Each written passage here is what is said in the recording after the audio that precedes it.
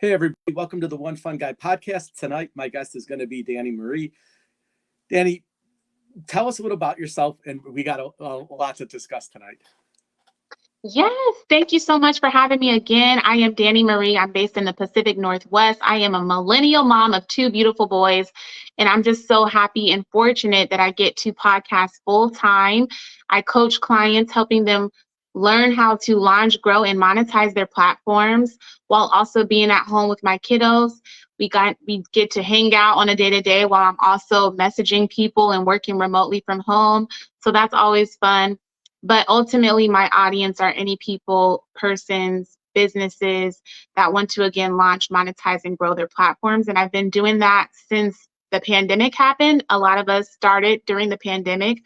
For me, it became very prevalent because I needed a safe space to talk about everything that I was experiencing. So I had lost two full-time jobs, became a new mom, and dealt with the loss of my dad the day after my son's first birthday, all during the pandemic. So podcasting has been a safe space for me, and then I know what it can do for other people. So that's why I really champion people to start their podcasts. And thanks again for having me. No problem at all. So I was a guest on your podcast about maybe a Yes, month ago, a little bit, and it was awesome. It was a great platform. I want to discuss a little bit about your podcast and how you get your guest on. I know you have a very strategic approach. It's a schedule. You yes. log in, you pick a date and time, which is awesome. I'm kind of all over the place. Like I try to fit people in when they can, because I found that logistically it is very hard to get somebody on at a specific day and time because life happens. So when somebody gets injured or somebody has a sick child or a sick spouse and they're like, hey, I can't do it. Well, I don't have a fallback, right? They were my guest for that week. So I know you Mm. have a very, very good platform on how to get that. How do people find you? Like, how do you kind of network and get people on your show? Um, I know your approach is a little bit different. Can you tell us about how you set that up? Well, okay, so I've gradually went through the steps, right? So I started off with going to all of the different Facebook groups, which I do occasionally still do. So the very popular Facebook groups that I know of are Need a Guest and the Black Podcast Network. Very two big networks for all of the people that I basically have gotten onto the platform. Then at some point, I hired someone to go out and get guests for me. But at this point, my platform has gotten so big that people are like starting to seek me out. And mind you, I also have a Facebook group called Podcasting for Newbies, which also happens to be the name of my podcast. So those are pretty much the ways, four ways: Black Podcast Network Facebook group, Need a Guest Facebook group, my own Facebook group, Podcasting for Newbies. And people are now finding me by way of my podcast itself. So they come through the Facebook group. And then we have it to where every new person that comes in the Facebook group is basically onboarded to all of the information that we have to try to help grow their platforms. One of those things is if you want growth, become a guest on our platform. So then we have every Sunday an automated post that goes up within our Facebook group. If you're looking to become a guest, just comment the word podcast and we will send you a link.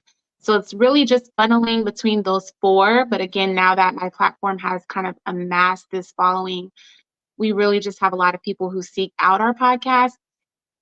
And I no longer have that person that I hired previously. It's just like a ecosystem that's just working within podcasting for newbies, with the guests that we already, the members of the Facebook group that we already have. Now, when it comes to the form, yes, it's a very, very tight ship over there. So I can be, like I said, at a park and I would just get notifications on my phone at this point.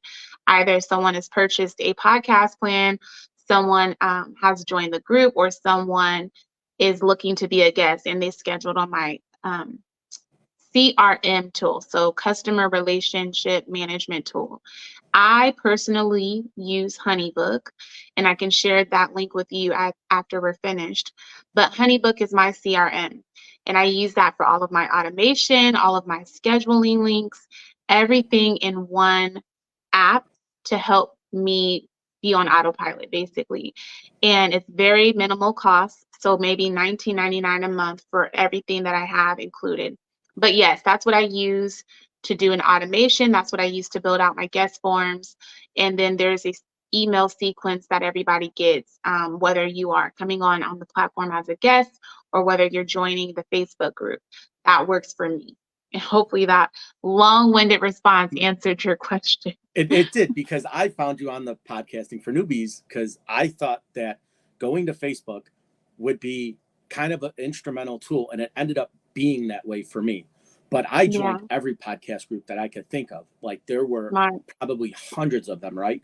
But as I started weeding out the overseas, let me help you grow your podcast, or let me, Oh yeah. that was difficult because my inbox was flooded with messages every Oh day. yeah. I'd wake up to 30, 40 messages from different people in that group that were just basically trying to say, hey, listen, I could help promote your podcast. And I'm like, I don't need it. Like I need people to join my group. And they're like, well, we can find that. And I was like, I don't think that's going to work. So for me, I ended up getting out of those groups, a lot of them. Yeah. But some of those connections I made were actually real people. So it worked out Yeah. kind of well. And it started my earlier career. And that's how I found Roberta, was through that way. She happened to be Yeah. real. And I went on her podcast. She came on mine, which was awesome, which is kind of how I started networking through this weird type of radius that is social media. And Yeah. you come across some pretty unreasonable people, but then you come across some pretty genuine people. So it was Yeah. hard for me to differentiate who was, very resourceful and who was very like egregious. And at Yeah. first it was very difficult for me to do that because I wanted to trust everybody. I was like, oh, this person sounds Oh great. man, And then, that's such a good point. yeah, That's a good point. And then going back to something you also said earlier, there's like something that happens for many of us on a day-to-day, things that we can never anticipate. So then also when you are doing your podcast live and you have those people that drop out, it does make it difficult. But to your point, like I do record 4 to 6 weeks in advance. And for any person that comes on my platform and they want to like skip the line, they can purchase this VIP package that allows you to do so. So that plus we're all different in different countries, different states. So the whole time right. difference in the time zones, that is also something to kind of factor in. But to your overall point, yes, you have to do your own due diligence. And yes, having my kind of automated system helps me to kind of buffer out those people who are serious and those people who are not, because I do have a sequence of questions. So that kind of weeds people out too. If they're not serious, they probably won't fill out that form. So that's one way to kind of weed out the people who are not serious. And then if you went as far as to fill out the form, then chances are you are committed to the process. I also have a disclaimer. You need to have been podcasting for at least 3 months to be on my platform. And that wasn't something that I did previously, but I switched it up because some people just don't understand what this is. They don't take it very seriously. Podcasting should be seen for me. This is my business and my bread and butter. So if you haven't been podcasting for 3 months at least, at minimum, then you probably don't take this seriously. You're probably not going to show up. You don't know how to conduct yourself during an interview. So having those little small things in your form also help you weed out and get hyper focused on the type of guests you want to have on your platform. Sure. Now, for me, when I started podcasting, I used to do that, right? Like I would kind of do it as an interview. I would have a list of like a series of questions that I wanted to ask, and I would go from basically 1 through, let's say, 20 or 25 questions. But Hmm. the conversation would always flow. So we would go from like question 1, and then a topic would come up, and that would be like question number 14. And then I would like, it was always out of order for me. So what I do now is I just kind of keep like bullet points of what I want to hit. But I found it's easier to just have a conversation and let it flow naturally. And if we Yeah. have to go back to something, we would go back to it, because I was all over the place when I first did my first couple podcasts. It was rough because I was like, okay, I'm trying to stick to this list of questions that I want to ask, but the conversation never went in that direction. It would always go, Yeah. it would just flow naturally. And then I would try to get back to my list. And I was like, this is not working out for me. I cannot do it. So I have a little bit of bullet points that I wanted to touch on now. And that's Yeah, kind of what I would use as kind of my platform to say, okay, these are like the four main things I want to talk about. But if I talk about one, it could take 45 minutes to talk about that one bullet point. You know, like I true. had with my buddy Greg, we talked watches, but we were talking watches for 45 minutes and I didn't get to any of the other questions that I wanted to ask. We were just stuck to that topic. So for me, I think like I I started getting away from the interview and more to the Yeah, conversation. And I think it just true. flows easier just because I was all over the place and it's just trying to keep everything on track was very difficult for me. And I know you are kind of like you ask a question and then you get the answer and then you go to the next Yeah, question. And every time I try to do that, it's always I get sidetracked very easily. And then it just yeah, one topic turns into another topic turns and I can never get it back to those yeah. initial like, you know, 14 or 15 questions that I had. So I just find it to, the more flowy, the better. And then the conversation kind of finds itself. And that was kind of This like my uniqueness to it. Yeah, this is what I tell people, especially because my demographic are newbies. So it's okay to like start off with a script and read from that script.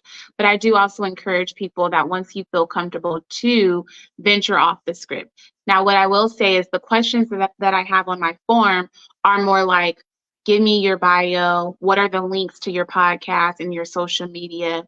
What's one major story that basically made a pivot that you had to pivot in life? So those very broad questions are the only things that I'm asking now. And then as long as I know like you have an arc in your story, I can, ask you a question as we are speaking and we're in conversation. So yeah, tell me about that time that your dad passed away and you were only 16 years old and you had to like pivot. Like, what were you experiencing at that time? Those are the types of things, but not anything scripted. Although I've definitely, depending on like the format, because I've definitely had 7 shows altogether that I've produced. And so there are specific things I want to hit for like Follow Me Friday type of, I had a Follow Me Friday show, a Throw It Back Thursday. So sometimes there is a script, but with podcasting for newbies, we've completely ventured off that. And I encourage people, if you need to start off with a script, fine.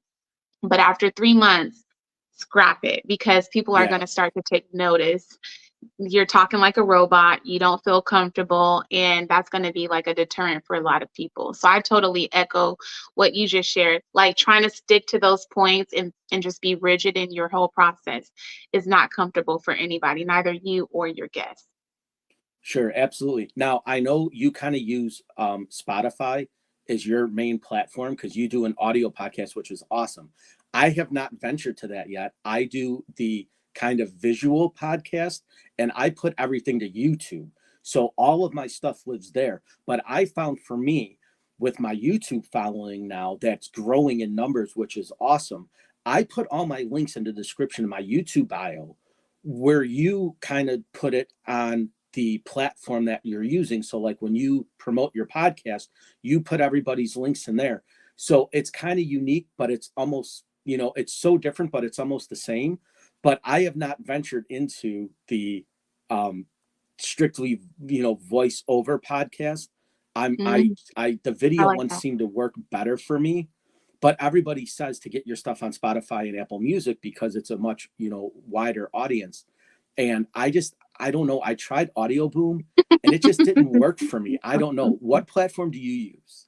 Do you go, So can you, I mean, I don't want to give any secrets out, but if you're you're okay with fine. talking about it, okay. You're fine. So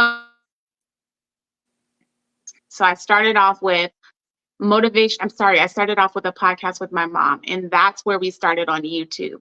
But as a podcast strategist, I just felt uncomfortable saying that you would need to have a podcast and then not be on any of the audio streaming platforms. So I had to basically show up on those audio platforms. So I actually use Red Circle. Red Circle is a hosting platform that will distribute my content to Google Music, Amazon, YouTube, Spotify, Apple, and a few others. So I use Red Circle. Some people have heard of Buzzsprout and they use Buzzsprout. That's one of the more popular ones. But then you also can go straight to Spotify. Excuse me. And there are a few others. I don't want to confuse people. Sure. I use Red Circle. It will distribute to all of those places. And I will say I also struggle with adding the links because what I'm learning is that less is more. And I want to funnel people to specific things. So when you can give them one link, that's probably helpful.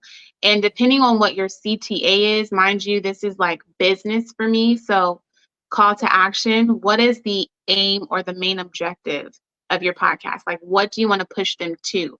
For you, One Fun Guy, is it you want to push them to your TikTok? Because I know you were doing things on TikTok for a while because you want to increase your engagement on TikTok. Do you have a product or a service that you offer and you want to push them to that?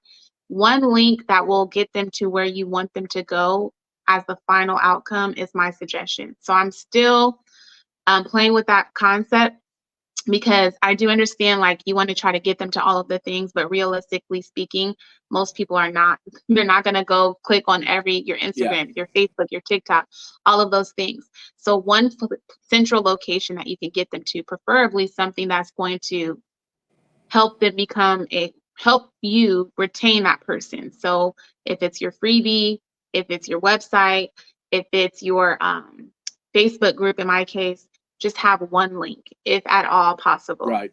And so I wanted to touch on that because all my focus now is YouTube.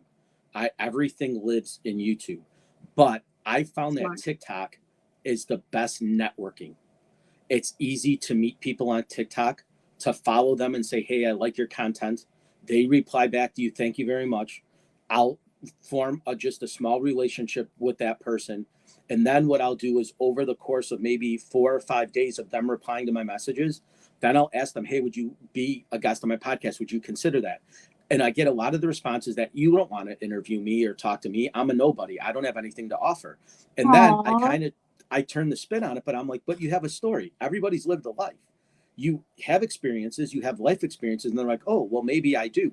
So I kind of try to convince people that they do have a story to tell, but TikTok has been a fantastic networking tool for me. That's how I found the majority of my guests that weren't on Facebook, just because I could build a rapport with them. But every time I'm on TikTok, I keep reiterating, go to my YouTube, subscribe to my channel. That's where everything lives. You could see all my stuff there. So now it's gotten to the point when you Google One Fun Guy podcast, I try to put YouTube to the top so it takes you there first. So like my Instagram, obviously I have a Facebook, I have, the TikTok, and I have the YouTube, but I try to push everything towards my YouTube now. So my main focus definitely is YouTube. So what is your goal? Obviously, do you have a goal for your YouTube? Like, is there a place you want to get to? Well, right. So immediately right now it would be to hit 1,000 subscribers, because once I do that, then I could monetize it. And I always tell people when I monetize it, I don't want to take the money and stick it in my pocket, right? Or I go buy something, outrageous. I want to up my equipment, right? So if I get $100 a month from YouTube, 6 months later, I could buy a MacBook. I could buy a better speaker. I could buy a better microphone. I could buy better lighting. Everything I want, money gained from that, I want to dump it back into my podcast. I don't want to spend it on something that is irrelevant. I want to get better equipment. And then ultimately the goal is when I hit 10,000 subscribers, then I would like to take the money residual from that to actually buy a studio space where I can have my own area. Because this isn't bad, right? My sound is great here. I have the walls. It's just a perfect spot. I feel like spot. you took some things down since the last time I saw you. I did. I put some things down and I added some things. So I've kind of taken away, my space of what I am. But that's my ultimate goal, is to put every penny I make from my podcast back into it until I get to the point where, obviously, if it ever landed where I had 1 million plus subscribers and I was making 10 grand a month and I could, afford to do whatever I wanted at that point. But I mean, the reality is any little money I make, I just want to put it in to get better stuff. Now, I told you on your podcast, I started out with basically a sub $200 computer. I bought a Chromebook at Walmart. It was on sale. It does everything I needed to do. Is it lightning fast? Is it a MacBook? No, but it does what I need to do. I bought a desk on Facebook Marketplace. It's awesome. I got it brand new, but it was more than 60% off. Some guy had a warehouse and he was trying to get rid of them. I bought my speaker from Menards. It was like $10. The only thing I really spent money on was my microphone that I use. Yeah. And Yeah. that's kind of my big thing. So I sound good. But other than that, I borrowed my wife's ring light. I borrowed her lighting. I took everything. I was like, what aren't you using? You know, obviously she has her own business and her own boutique. So I was like, what aren't you using that I could take? She's like, well, take my old ring light. You could have that. Perfect. What else do you have? Oh, I have my desk light. Oh, perfect. Give me that. I have. So most of my stuff that I bought wasn't that expensive. It cost me less than $300 to set up my podcast. So I went right into it right away. 3 things you said that I want to touch on very quickly, which is something that I tell everybody that I work with. If you're going to make an investment, the thing you should make an investment is your microphone. Number 1. 2, certainly don't believe the hype that you need to have all of this fancy equipment before you ever take the plunge into podcasting. You can start off like I did, like you did, with the very basics, like a phone, because that's all you really need. And then everything else is like a software that you would just upload to or edit from. So certainly don't think that you need $500 to invest in equipment before you start podcasting. That's not the case. And 3, you have a plan. So your plan is very meticulous in the sense that you're taking these steps. First, you're going to get to 1,000 subs on YouTube. After 1,000 subs, the next pinnacle is 10,000 subs, and you're going to use every investment back into the business or the podcast. I love that. I tell everybody, if you don't have a plan, you will easily find yourself kind of like you were joining all of these other groups at some point and then just getting led based on what they're telling you, all of this advice, and you're hearing from all these different people. That's probably not all for you. You have a very specific way of doing things, so you need to just stay on track and do things that the way that's best for your format, your platform, and your budget. So have a plan, which I do customize podcast plans. And that looks like your content strategy, your mission, your reasons why. So when you hit those plateaus or feel like you're not getting growth, let me go back to my plan. Let me go back to my plan and stick to my plan. Let me not be going in all of these different directions. So the fact that you said 1,000 subs on YouTube, I will point you to Think Media Team. Their whole mission is to get 1 million people on YouTube to get 1,000 subscribers. So if you're awesome. not following Sean Cannell on the Think Media Team, you got to. So anybody listening, you've heard of them? I'm subscribed. Yeah, they're awesome. Yes, the VRA Academy, and everything that they have going on over there. That's number 1. So your plan, your objective is to get 1,000 subscribers. There's a person already talking about that on their platform, so make sure you're joining them. And like I said, you don't need a lot of equipment. You can start off with a phone, and if you're going to make a big investment, make sure you invest in the microphone because that's going to help your sound quality. Everything else you can piece together. Mm-hmm. So the one last question, because we're kind of coming up to the time now because it goes by quick. But when I started podcasting, there were 2 specific podcasts that I watched pretty much on the regular. One was the Sean Ryan Show from Vigilance Elite, and the other one was Andy Stump. He had the Cleared Hot podcast. And I like Sean's show because he had him and a guest. He had these nice leather chairs. Now, obviously, he's gotten, I think now, almost 2 million subscribers on YouTube. But when I started watching him, he was under 1 million. He was like right around like 600,000. But I saw him move his studio to a little area, to a much bigger area with a full bar, lounge chairs now, comfy chairs, awesome camera equipment. He's probably got a team of people working for him. But that's how I started doing the live podcast because I was like, I just saw his energy when he talked to people, right? He would have he'd be off the cuff a little bit. He'd have his notes and he'd know what he was saying, but he would just have like a conversation. So he was like my guy. Then Andy Stump he had a round table and he had two microphones, and he had one, he would sit here and another person would sit here. He just had two cameras, one on him and one on his guest, and he would kind of show it that way. So those were the two podcasts that I was like, I want my podcast to be like that. And I don't want to steal anything from them or take their ideas, but Oh their no, it's setups recycling. were awesome. I love the way that they had, their approach was great. And I loved their guests, like how they found their guests. Now, Sean, he's got a wide variety now of guests. He started off with just military guys because that's where his, base was. So he'd have all his friends come on. Mhm. They'd all talk Navy SEAL stuff and military strategy and things like that. And now he's got senators and, all different kinds of people, where Andy still kind of has the business approach because he teamed up with the Black Rifle Coffee guys. So they had their podcast, which was the Drinking Bros podcast. He kind of split off and did his own thing, but he still is partners with them. But I just always liked their approach. So my question is for you is, who did you emulate when did you have like somebody in mind that you were like, they have a great podcast, that's what I want to do? Or did you just like, I'm going to do my own thing? When I first started, no, it was just more about like, oh my gosh, I'm going through a lot during the pandemic and I just need to get started. But the podcast that I love and that I follow, um, Think Media and Social Proof Podcast. And I love The Breakfast Club, even though they're not considered a podcast. I love The Breakfast Club. Mm-hmm. And Gin and Juice Podcast. Now, you probably haven't heard of them, but I absolutely love them. I'm avid supporters of all of those podcasts. So they're all very unique and different in their own way.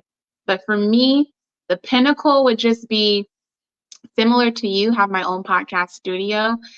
That's going to be probably some couches and mics, and it probably will be something where I can move to different spaces. If I want to be like in front of a big screen, I can move to this section. If I want to be sitting on the couch and just kind of chopping it up with my guests, I can do that. So I don't have a specific thing in mind, but I do want a studio similar to you. And I want people to be able to come in and out of the studio and they use it as a hub for content creation.